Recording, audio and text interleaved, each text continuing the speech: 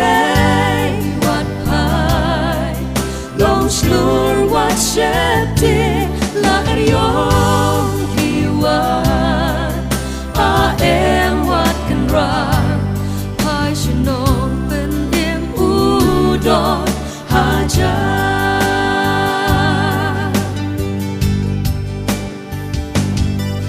kisan ram ki shepti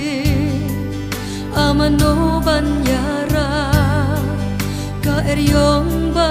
hang ningin saya abalay ko kanra meyo tiakat kani jingat pelongin sangam hang ni Jisu ulaye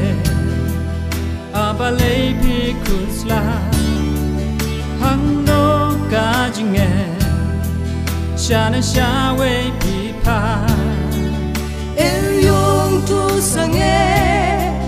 tu pet no shachgai tu tek nganga day u try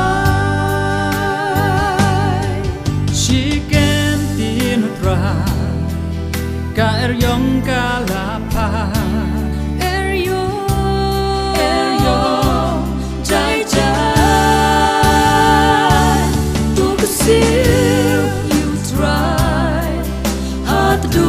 trong cái lì sắp thay what hai long slur what shepti la yong hiwa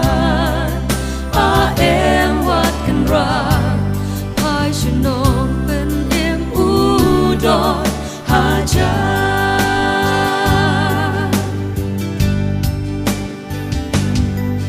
ka jing em ha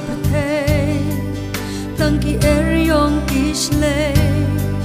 jing em ubril kam tik na bale tăng ki jing pen shipti lagadao yar yangi ki jing ka dum sha e kalanti bun sin ngi jupa Shaki borga berte ni gled bangin pa Laki kmatcha uble Kesil ya utrai eryong kin chai chai udon hasna dopai Ki jing jau ma Sha jing men un pen pa Sha u to pai to kesil you try hat do trong cái lì sắp thay what hai long slur what shepti